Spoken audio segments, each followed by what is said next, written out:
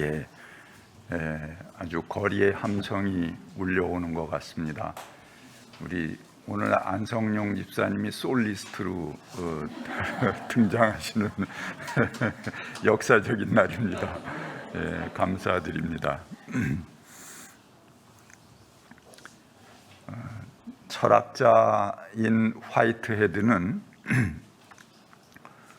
우리가 갖는 하나님의 이미지는 사실 제국의 이미지에서 왔다, 그렇게 말했습니다. 이스라엘이 계속 주변 강국들의 속국으로 지내왔잖아요. 다윗, 솔로몬 때 잠깐 반짝 한 거 외에는 처음에 에집트의 속국, 그 다음에 아시리아의 속국, 바벨론, 페르시아, 그리스, 로마로 이어지는 주변 제국들에 의해서 항상 그 식민지 통치를 당해온 민족입니다. 그러니까 그 이어지는 제국의 통치자들의 이미지로 하나님의 이미지를 만들었다는 것입니다. 이것은 우리가 더욱 깊은 우상 숭배에 빠지게 만드는 요인이었다, 그렇게 말합니다. 교회는 오직 황제에게만 속했던 것들을 하나님께 주어버렸다, 화이트헤드의 말입니다. 제국에 치여서 온갖 서름을 당하던 사람들이 결국은 자기를 괴롭히던 그 제국을 그걸 정복하는 하나님이어야 되니까는 필연적으로 그 제국의 황제들보다 더 세고 강한 존재인 하나님을 요구했다는 것입니다. 그래서 사실 성서에 보면 그렇지 않은 부분도 있습니다. 하나님께서 약자들의 하나님이시고 또 비천한 자들, 그 핫비루의 대변인이었다. 제 성서학당 공부하시는 분들 핫비루가 뭔지 알죠? 그렇게 약자들의 대변자였던, 고아와 과부의 하나님이었던 그런 하나님의 모습이 진짜 성서의 하나님의 모습인데, 그것 한쪽에 치워버리고 가장 폭력적이고 가장 가부장적인 하나님의 모습으로 변화되었다는 것입니다. 이런 가부장적인 하나님 모습, 우리가 고쳐야 될 그런 하나님에 대한 이미지를 몇 가지만 좀 살펴보겠습니다. 첫 번째는 공포와 감시자의 하나님입니다.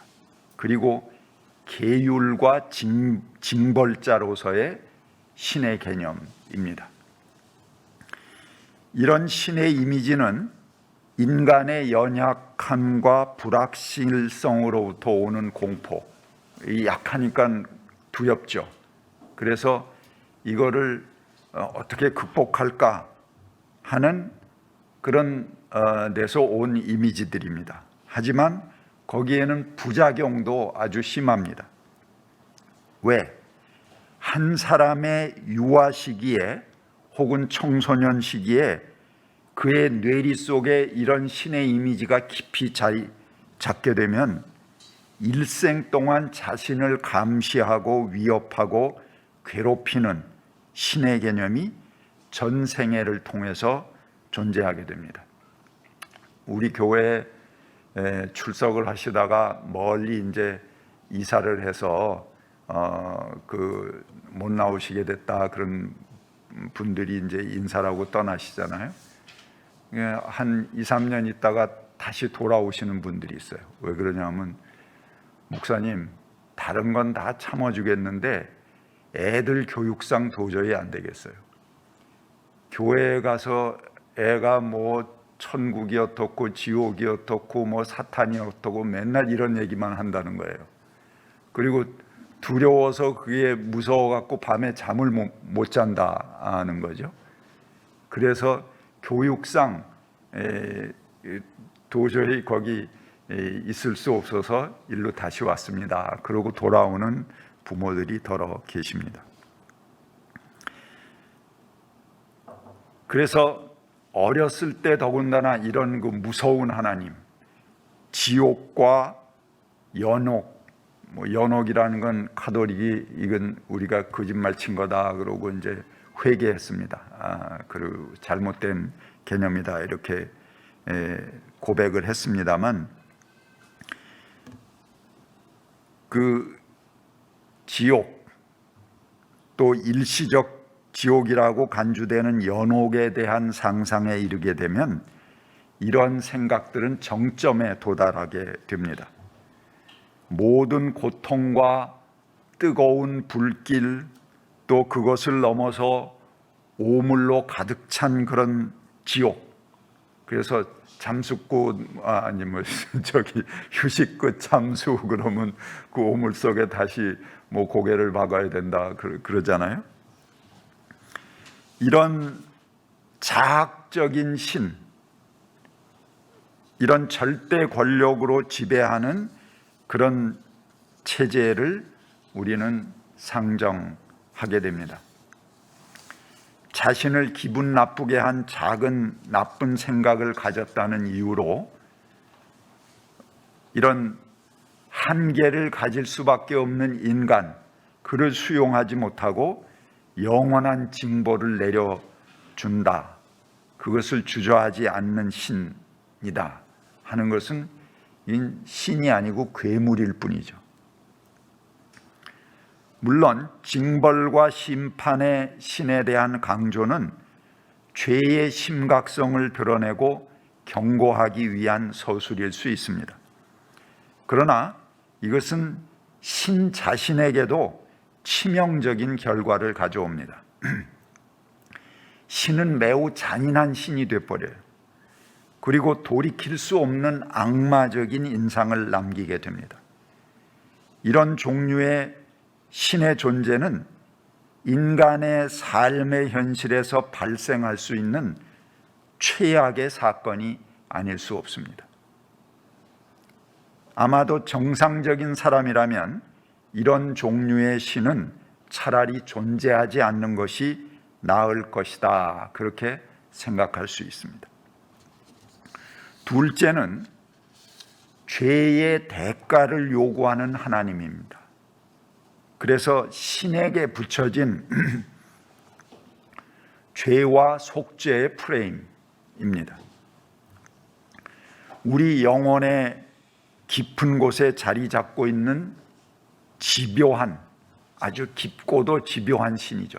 죄의 결과를 끝까지 물어서 응징하는 신. 이 구약 때부터 희생 제물을 요구했잖아요. 죄는 그냥 넘어가지 않습니다. 반드시 희생의 대가를 지불해야만 됩니다. 그런 개념이 마침내 신약 시대로 와서 아들까지 제물로 삼아야 하는 그런 신이 되어버렸습니다.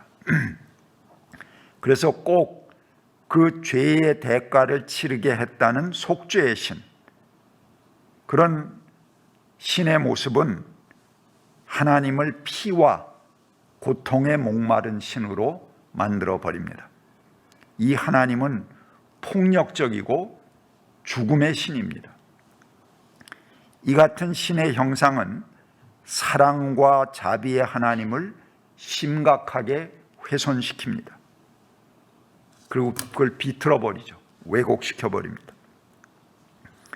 우리는 이 같은 신의 형상, 하나님의 형상을 폐기해야 할 뿐만 아니라 그것을 생명과 평화와 기쁨의 잔치, 자유와 새로운 창조의 진정한 하나님의 상으로 대치해야 되는 그런 과제를 가지고 있습니다. 세 번째, 슬픔과 죄책감, 그리고 혼돈과 고통의 영성에서 우리는 신랑과 더불어 있기, 사랑이 가득한 삶을 경축하는 영성으로 나가야 됩니다. 그냥 고행하고 고난하면서 자기 영성을 키우고 그 인내하는 그런 영성이 아니고 축제적인 영성으로 나아가야 된다는 것입니다. 보다 더 즐겁고 잔치적인 삶에 대해서 우리가 열려 있어야 되고 긍정적인 기독교를 만들고 그렇게 살아가기 위해서 노력해야 한다는 것입니다.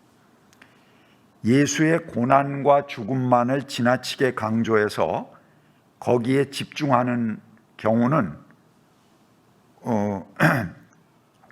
우리를 하나님, 예수의 하나님, 생명의 하나님으로 향하게 하는 우리의 열정을 움츠러들게 만들 수밖에 없습니다. 성육신했다는 것이 무엇입니까? 거룩한 하나님이 육신을 입고 여기 오셨다는 것을 말하죠. 이것은 하나님이 모든 관계 속에 육화되셨다. 모든 관계 속에 자기의 몸을 드러내신다 하는 말입니다. 그 하나님은 우리의 관계를 축제로 만들어 주십니다. 모든 사람이 맺는 그 관계를 아주 거룩한 축제로 만들어 주시는 하나님이십니다. 하나님께서 인간의 몸이 되셨다는 것은 인간의 삶, 일상, 역사가 되셨다는 것을 말합니다. 그래서 몸으로 하는 모든 일에 하나님께서 존재하신다 하는 의미가 되겠습니다. 우리가 갖고 있던 이 하나님의 형상, 신의 형상을 바꾸는 일은 결코 쉬운 일이 아닙니다. 새로운 종교개혁이죠. 그 형상들은 어렸을 때의 경험으로부터 시작해서 우리 인생의 전체 과정을 통해서 아주 뼛속 깊은 곳까지 스며 있습니다. 그러나 우리는 하나님의 명예와 그리고 우리 자신의 영적인 건강을 위해서 반드시 이 일을 이루어내야 하는 것입니다. 오늘의 성경 본문은 말합니다. 어머니가 어찌 제 젖먹이를 잊겠으며 제 태에서 낳은 아들을 어찌 긍휼히 여기지 않겠느냐. 비록 어머니가 자식을 잊는다 하여도 나는 절대로 너를 잊지 않겠다. 이 성경 말씀은 물론 여기 성경뿐만 아니고 여기저기 이 성경 속에 이런 하나님을 여성적 이미지로 어머니로 묘사하는 그런 구절들이 굉장히 많이 있습니다. 제 대표적인 것 하나만을 오늘 본문에 올렸는데요. 이 본문은 어머니 하나님에 대해서 말합니다. 우리가 삼위일체라고 할 때 성부, 아버지의 이미지를 가져왔습니다. 성자, 이거 아들의 이미지를 가져왔습니다. 그런데 성령 하면 성령은 루아흐, 그래서 그 이름 자체가 여성형 이름입니다. 여성형 명사예요. 그러니까는 성령은, 적어도 성령은 여성이다, 이렇게 볼 수 있는 것입니다. 이렇게 조화를 이룹니다. 그래서 하나님은 아버지이며 동시에 어머니이기도 하신 것입니다.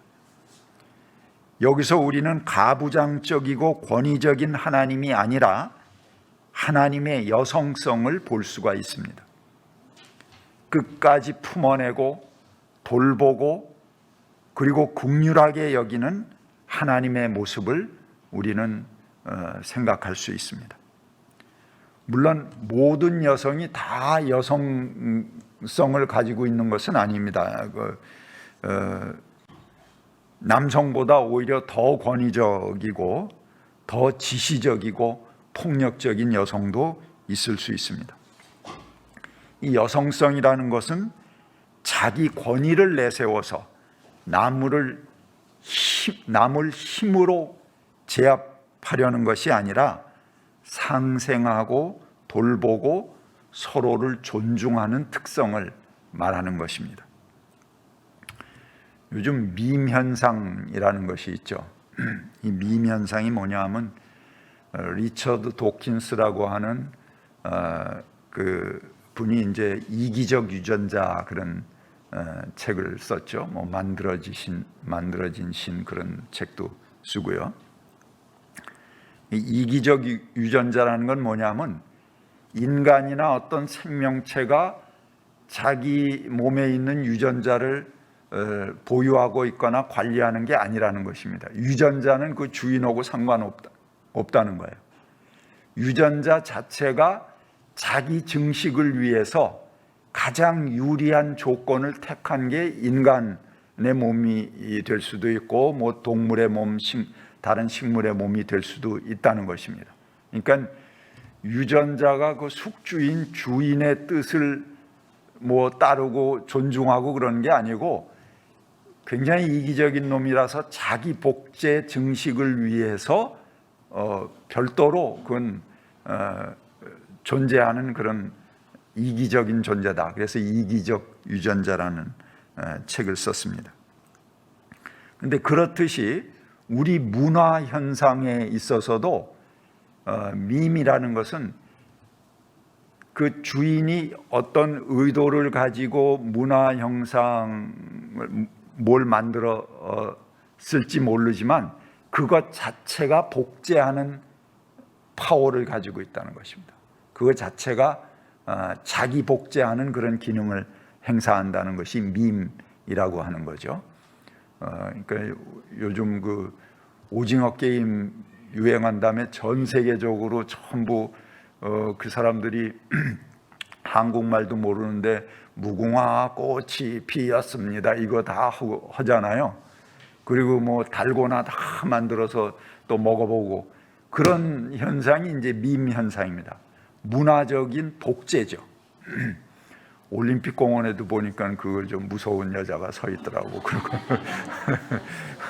그 옆에서 무궁화 꽃이 피었습니다. 계속 녹음으로 나오고 있어요. 그래서 아마도 그런 대유행을 기획하고 생각한 것 같습니다.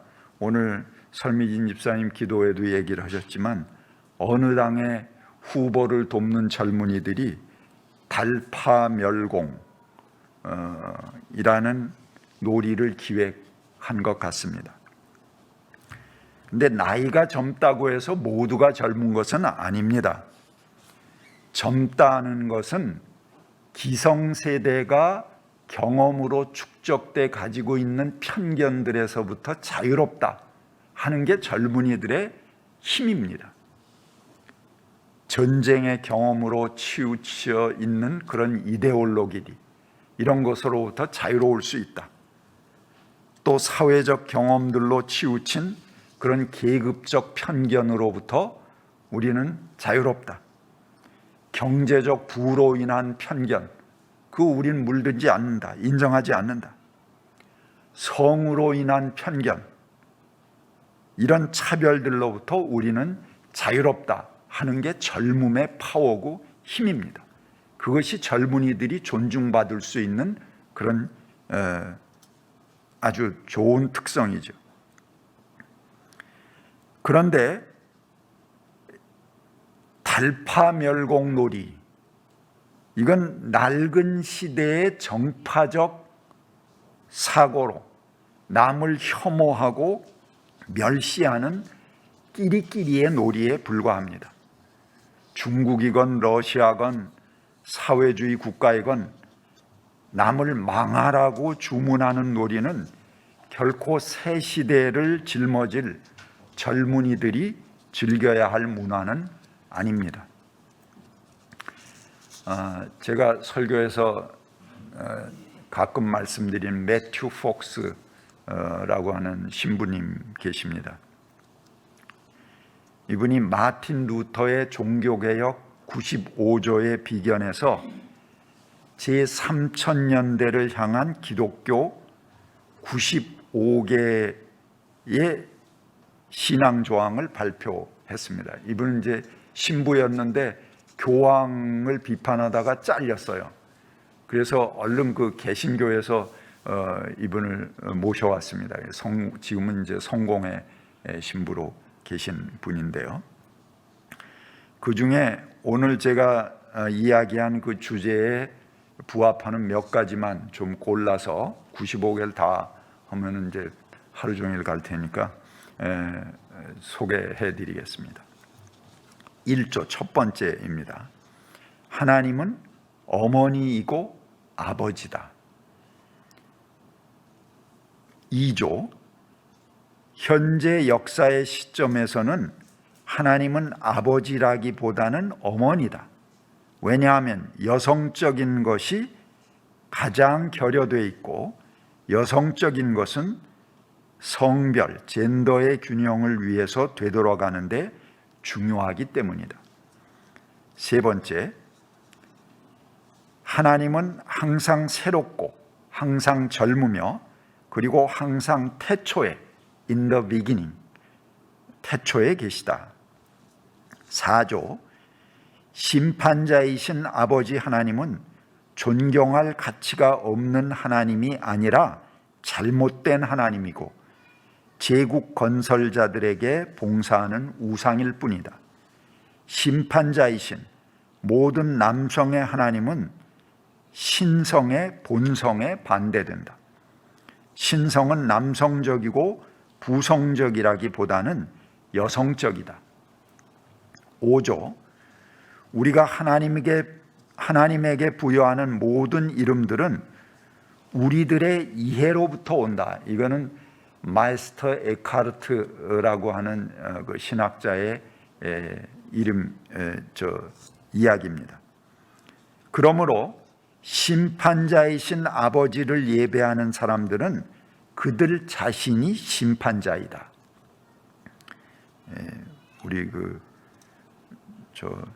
모 눈에는 모만 보인다 하는 그 말하고 같은 말이죠. 22조로 넘어가겠습니다. 경축과 예배는 인간 공동체와 생존, 그리고 21세기 언어에서 말해지는 새 형태들로서 가치가 있는 기쁨의 회상자로서의 열쇠이다.